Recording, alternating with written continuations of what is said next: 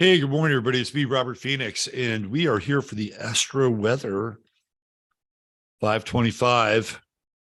Oh, look who we have in the background today. It's a new addition to the show.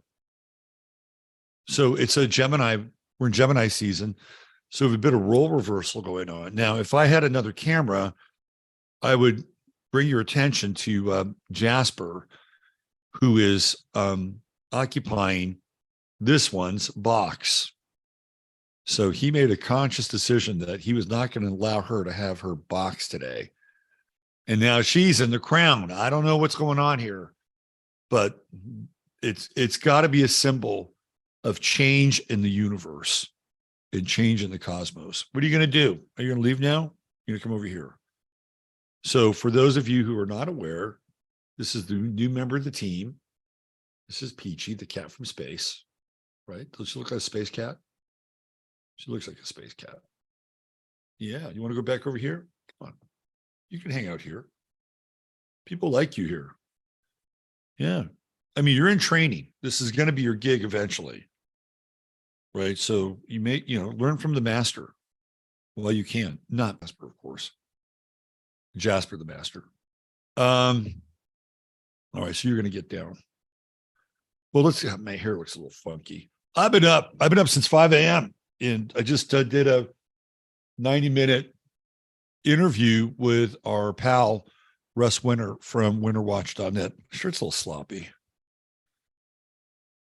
Little neck thing going on. So I've been doing a show with Russ Winter today, which will be converted into a show tomorrow for the Friday Farcast. So you don't want to miss that. And we get into Dr. Jolly West, who's one of the social engineers of the 1960s and 70s. Pretty deep rabbit hole stuff. But today we're here to talk about the Astro Weather. So without any further delay, let's do it. How's everybody doing? Are you guys managing the storm here? Boy, oh boy, the last few days. I think we're just getting into it too, really. And I got to tell you, I've had so many people report people that are ill, terminal, dying. We had Tina Turner pass away yesterday. Last week it was Jim Brown. Like these giants are leaving, right? And I was talking with a friend, and I said, we're in a time of dying. And it was interesting what that comment sort of stirred up, right? And the response to the comment had to do with a reaction to the carjack. And while I believe that to be true, there are other things happening in terms of people choosing to leave right now that have nothing to do with it. So I'll give you an example and we'll jump into the weather here. Talking with my good friend Ben via Signal in Australia. And he shared with me a very bizarre incident of somebody he knows, and somebody that they were fairly close to. And this person jumped off a 4-story building, and we're talking fairly young, and dead, right? Dead due to trauma and injuries. Just couldn't put Humpty Dumpty back together again. And I don't know if it had anything to do with that. It was somebody who was just ready to check out and leave. And I feel like that there's a big energy around that right now. Really big energy. And we're seeing all these giants, all these titans who were older, part of a different time, they're leaving. And it's really interesting. Like you could bring up Tina Turner's name to somebody who's probably around 20, 21. They've never heard of Tina Turner. And that is no besmirching their character or understanding of pop culture, whatever.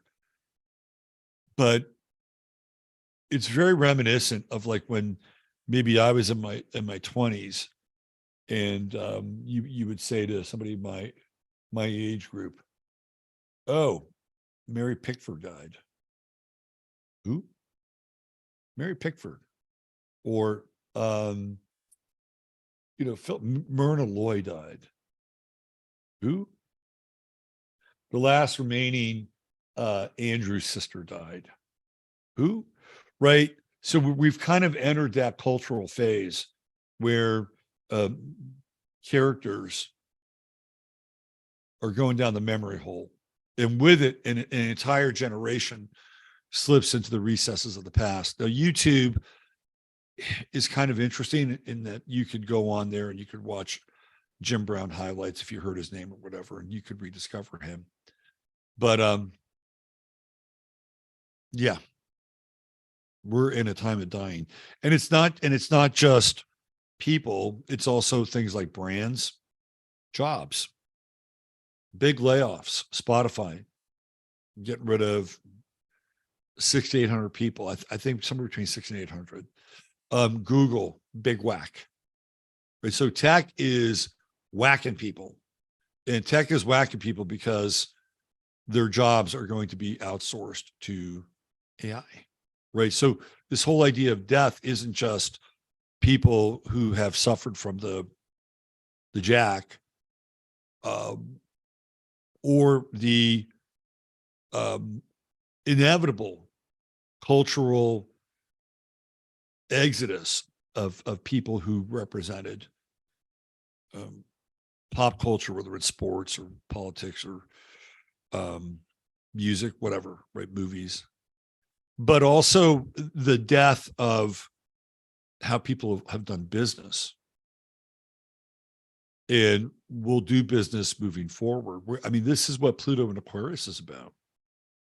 We're witnessing sort of the die off of the old world before our very eyes in all its manifestations.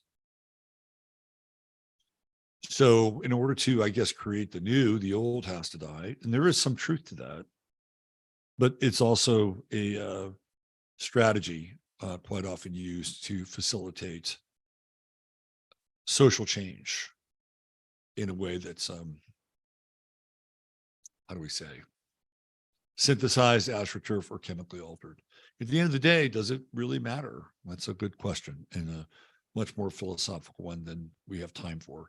All right, so now we have the sun still in trine with Pluto, and even in the air sign, some Pluto trines give us staying power.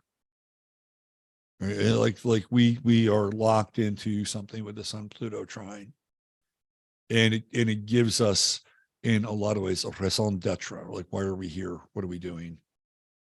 And in Gemini, it's a very interesting conversation. I really do find the sign of Gemini fascinating, where you can just have a ping pong match in your head with certain philosophical conundrums. But here, especially in the early part of Gemini, there is a high degree of curiosity, first decan. And we look at the sun today, and we have the trine to Pluto, which I think is quite interesting. And we have a nice sextile going on of all planets, Mars, right? It's 8 degrees. So we've seen this, like Mars is starting to, I'm sorry, it's 2 degrees. We got Mars and Leo, 2 degrees, my bad. I don't know why I had 12 in my head. I think it's because my glasses need to be tweaked. But yeah, we got a nice Sun-Mars sextile today. Things move quickly. You want to accomplish some stuff, today's a good day to do it. Gemini is great at multitasking. Great at multitasking. I'd say 2 times for Gemini. So if you want to get shit done today, today's a get shit done day. You can find the reserves, Sun trine Pluto, Sun Mars sextile, put a little more effort into it. Say, how much can I get done today? And you'll find out how much you can get done today. I think it's a really productive day. And even as the sun moves into a tighter square with Saturn, And Saturn squares aren't always bad. We deal with limitations, and here we deal with limitations with time. Saturn rules time. So if you have a limitation with time, Saturn plus, let's say Saturn minus, Sun minus Saturn with Sun plus Mars, you can squeeze it in, right? Don't allow your limitations of time. Use the limitations. See how much you can get done. And give yourself a nice pat on the back at the end of the day. The moon is in Leo. So we're dealing with, again, the colorful display of emotions with the moon in Leo. Moon in Leo is an interesting moon. You know, it can be very warm-hearted and loving. And at the same time, it can be just absolutely unbearable to deal with, right? It really captures in some ways the egoic essence of Leo that Leos can often demonstrate at times if they're not self-aware. When you're in the presence of a self-aware Leo, they're cool people to be around. Really cool. Every sign has its Achilles heel, right? We all have, every sign does. The lack of self-awareness with Leo is, I think, one of their biggest Achilles. But when they are self-aware, great people, kind, loving. The moon, of course, is in the opposition of the sun here in Leo, right? We normally associate the sun with Leo, but here the moon is in Leo, and it takes on some very interesting connotations. It's actually, of all the planets in the sky today, it is the one that is the most stressed. So we have this moon square with Mercury going on, and Mercury in Taurus is just the facts, man. It's Jack Webb. Just the facts, please. Ma'am, just the facts. All we need is just the facts. Moon in Leo is not interested in the facts. Moon in Leo is interested in telling you how you feel or how they feel. And this is one of those interesting days, right? Like, how much are you going to deal with and take from people that are just intent with telling you how they feel and how important their feelings are? How much are you going to take with that? Yeah, I think we'll shut this down. Right. Today's one of those days where I would say practice some limits in this area. I think it'd be a good practice. In terms of your own expression, sometimes with a Mercury, people that have a hard time. So there are some people have no problem telling you how they feel, right? No problem. This is one of those days where you may want to turn the volume down or change the channel. However, if you're a person that has a difficult time sharing how you feel about certain things, the moon Mercury square can crack that open. And maybe part of the dynamic here is that, right? It's kind of like, enough. You want to know how I feel about things? I've been kind of holding on to this for a while, but this is how I feel. This is how I'm experiencing this. It isn't always often that easy with a Mercury moon square. The other thing with Mercury moon squares is that our intellect and our intuition are at odds. You know, when we get into the moon in Leo, we're just convinced, absolutely convinced that we know what the truth is or what something is, right? It's that Leo sense of certainty. And then with Mercury and Taurus, there is a degree of filtering and some degree hesitancy, right? Mercury and Taurus move slow. So today we're dealing with our instincts versus our brain. And who's going to win out today? Right? Who's going to win out today? Is it your brain? Notice I didn't say mind. Is it your brain, or is it the over amplification of your instincts with the moon in Leo? Now, I do think what's interesting is the conjunction here with Pallas, right? So we can see patterns culturally with Pallas. But then over here, we have Black Moon Lilith on the other side of the Leo moon, which is like a dark lens to view the patterns through. So again, what do we kind of translate that into? That's an evocation of fear. And the fear factor is high right now. We are a country that's on edge. we're on edge politically, we're on edge economically, and I know that many of you have your kind of radar and sonar finely attuned to kind of what's going on out there. And if you haven't run into some kind of buzz or warning or intimation that this weekend has been kind of on the books, right, for something major to go down, well, good on you. That's all I can say, because it's all over the place, right? And Memorial Day it's an interesting day. It's a military weekend. That's what Memorial Day is about. And so we have that as kind of an overlay for the whole thing. And so we look at all this energy that is just really kind of collecting and colliding. And we're still in the midst of this Mars-Pluto opposition, and getting into that Mars square now with Jupiter. It just makes everything bigger. I would say be judicious about what you take in. And I've really, for the last 48 hours, I've just kind of left Twitter alone and kind of re-examining my relationship with social media in general, and seeing how I operate in that realm, and trying to figure out what's healthy, what's not healthy for me, not for anybody else, but for me. And we're in that place because I think now we're kind of in this territory where actions have consequences. And sometimes unconscious actions have very direct unintended consequences. And what's challenging, again, is that, well, do I want to censor myself? If I do that, do I risk being inauthentic, or am I fudging on the truth? I mean, all these things begin to come up. And then now we're back into the Moon Mercury square, where it's like, well, my instincts are this, right? And Mercury's like, well, you better hold back on that. You better hold back on those instincts for now, today, perhaps.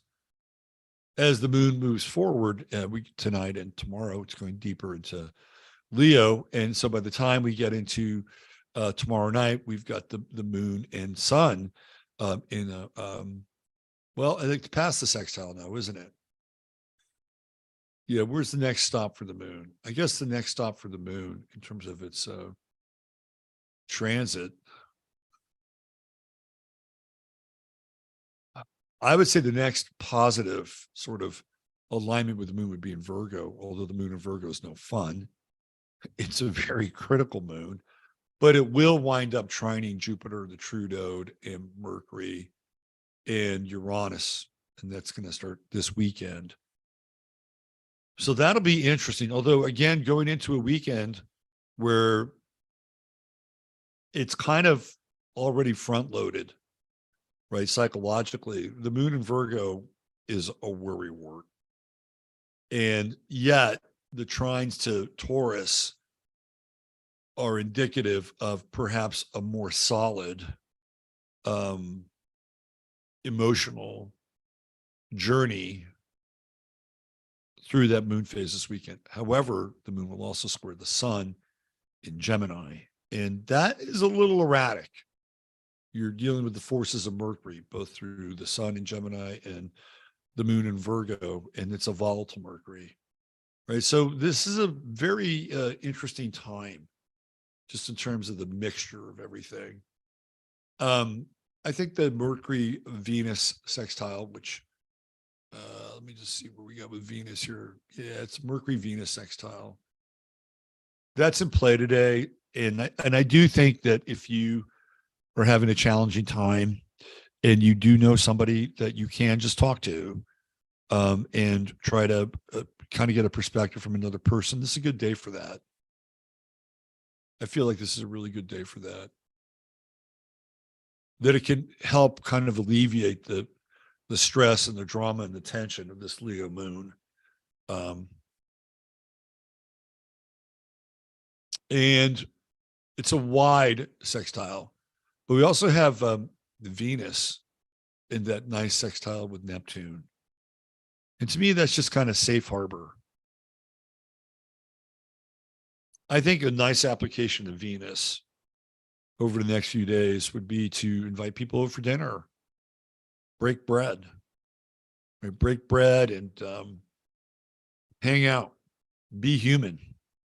I almost said Last Supper, but no, I held off on that. But yeah, I think it would be a good application for that. And that energy lasts, all through the weekend. And this is normally the beginning of summer, right? This weekend. So barbecues you better use barbecues while you can. Use the barbecues while you can. Use your gas barbecues while you can. Are we staring down the last American cookout? I don't think so, but we're kind of on the clock. California is banning gas, New York is banning gas, and that's Saturn in Pisces. And I started to talk about that when Saturn in Pisces over on Twitter. People didn't like what I had to say about it. They're going to limit gas. They're going to limit gas, and somebody pushed back. So, I don't see that happening. Wait till Pluto's in Pisces. Then no, it's not. It's happening now.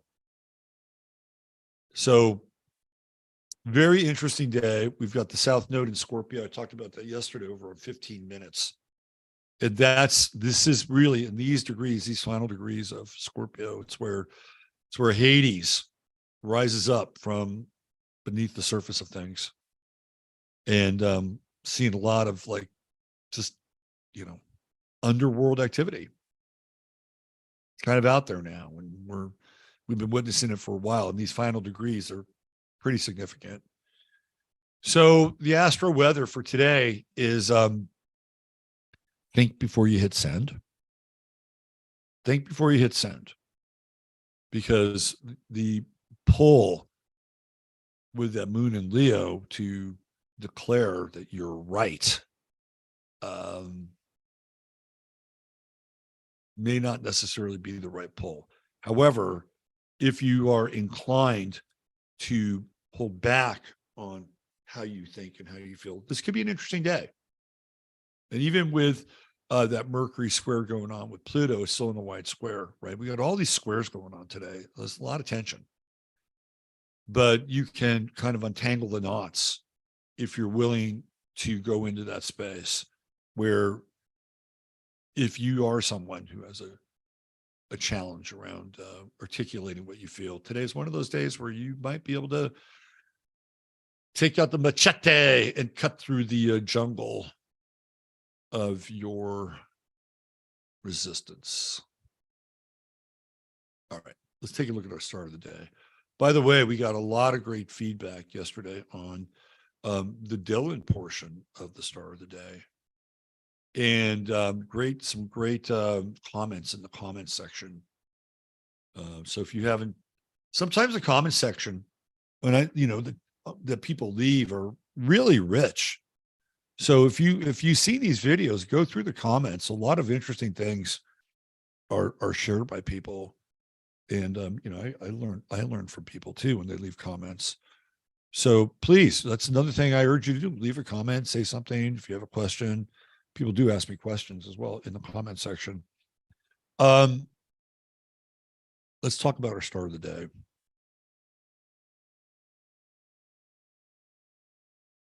Now, Gemini, there's no shortage of interesting characters. I was tempted to bring Anne H back. Today is Anne H's birthday. I was tempted to resurrect Anne H, because we went through this thing with Anne H. It was fucking nuts, right? And I did a bunch of shows on Anne H during that time. And it almost feels like, okay, well, she's memory hold now. And we just move on to the next, weird thing or anomaly. And so I contemplated bringing her chart back. And I decided to not do that, because I've already spent a lot of time with her. But today is her birthday, and it's just a quick notice and reminder that about a year ago, or a little less than a year ago, there was that whole and hates drama. Very weird, bizarre shit.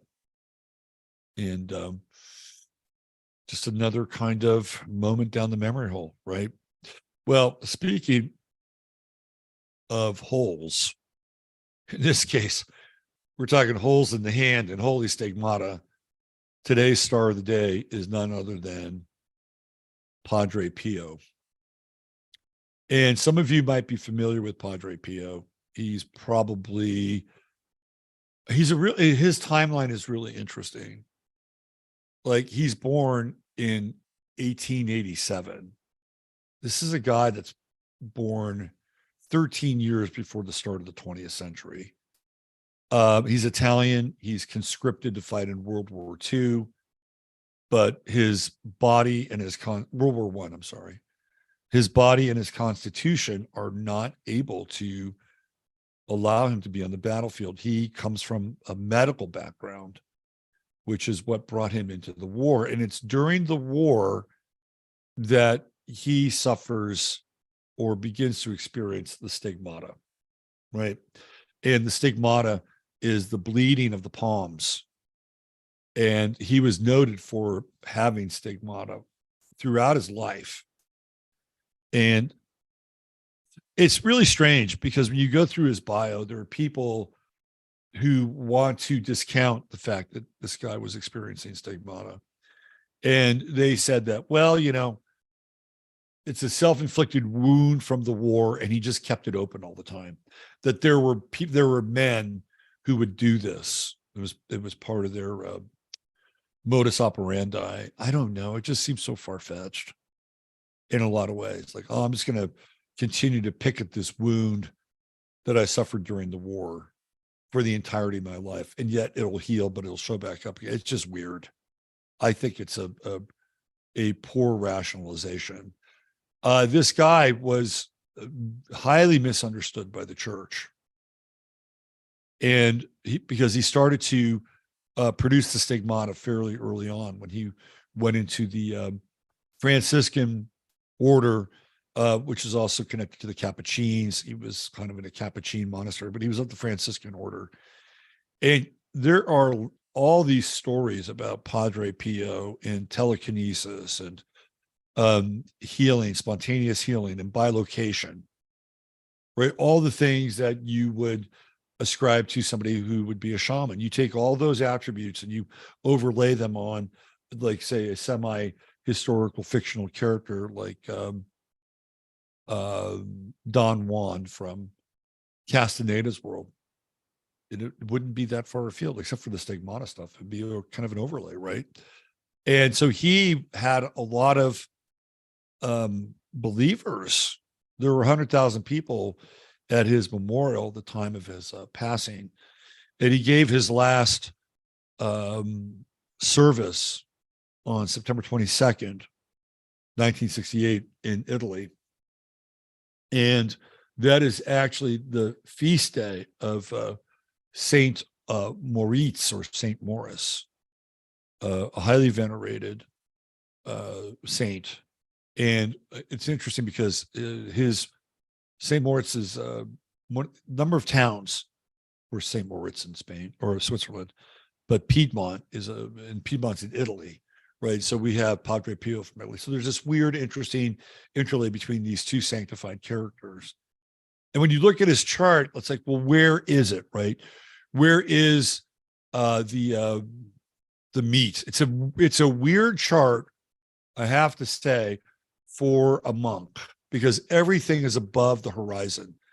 Of course, he's a Scorpio rising, right? He's a Scorpio rising. You wouldn't think anything less of a guy that's bleeding out of his palms as a Scorpio rising. The whole bilocation piece, again, is quite interesting. Right? He's got a Sun-Pluto conjunction in Gemini, right? Gemini splits and there's more than one.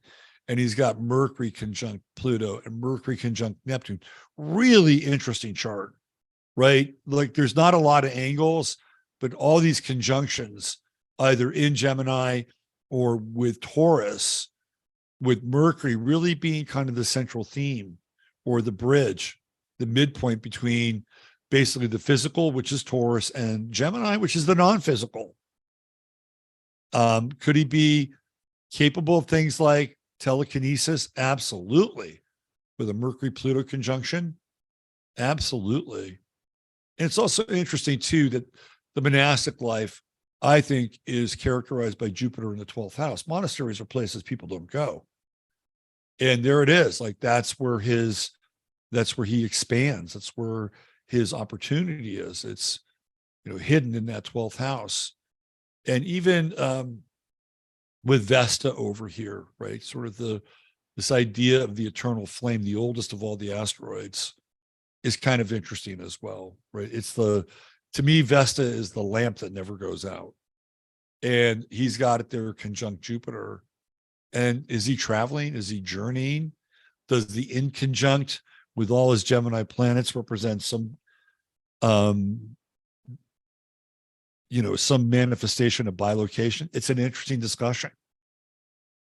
He's also very heavily eighth house. Here we have Chiron and Vesta, and the eighth house is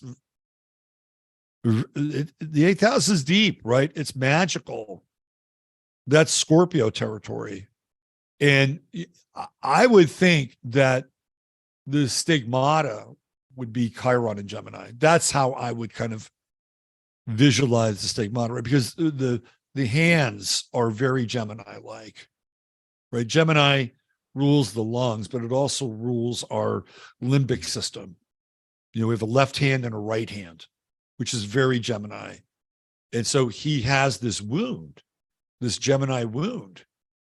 It's fascinating. And he's got the trine with Jupiter, but again, it's coming out of his eighth house. This is a totally interesting chart. I'll tell you what he doesn't have a lot of, and that's Earth. He has Mars and Neptune, and that's it. Right? You put Mars and Neptune together. And this guy did a lot of good works. He started hospitals. And he was a pretty selfless individual in a lot of ways. And he's got Venus and Saturn conjunction in Cancer. And I think, to me, this Venus-Saturn conjunction is his relationship with the Pope and the church at large, because they didn't know what to do with this guy. Like, whoa, hold on. He's too much of a real deal. And they really did their best to kind of put him on ice, right? They didn't want him to, he reminds me in a lot of ways of Savonarola, the very old monk who was the scourge of the popes during his day because he hated the hypocrisy of the Pope. Savonarola had some interesting mystical experiences as well. He reminds me of, but he's not as critical. Savonarola was a Virgo, if I'm not mistaken, and he's a Gemini, so they're both ruled by Mercury. To me, this is the church up in the ninth house, his relationship with the papacy. And they're not into it, right? He has Uranus over here in the 11th house. So that's also kind of interesting, that over time, I believe he's become much more popular with people who I would say would have a more non-traditional view of Christianity, fear, miracles, and faith. Right. So he's in conflict in a lot of ways with the forces of the papacy. Moon in Cancer. I think this is a person with very deep empathy, very, very deep empathy. And we have this kind of wide trine here with Jupiter, which is out of sign. Jupiter's the 27th degree of Libra. It's not quite Scorpio, 3 degrees, but it's moving backwards. But it is in trine with the moon, so it's going to amplify compassion and empathy, right? Which is a trademark of the Cancer moon. But again, for a guy who's living a monastic life, he's way above the horizon. So I think a lot of this has to do with his not just his legacy, because his legacy is kind of, it's a legacy that's lived on, obviously. But it's also the fact that he reached so many people and even touched so many people, right? Yay. His true node is in Leo up at the midheaven, and he is actually, that's what he brings into the world, right? That's what he's bringing into the world, is this heart, right? This is his calling. And his South Node, which is an Aquarius in the fourth house, is interesting. It takes him, whole thing takes him out of the world.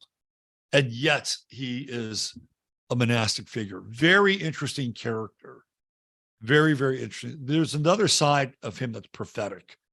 And we can see this with Pallas and Pisces.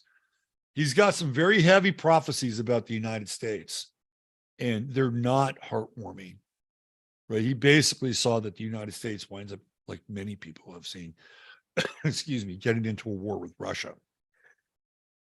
And it's really like he sees that the United States becomes this country that's blessed and graced, and they fall from grace. The United States falls from grace because it turns away from God. And to that extent, I don't think he's that far off. So Padre Pio, very interesting character. He is your star of the day. All right.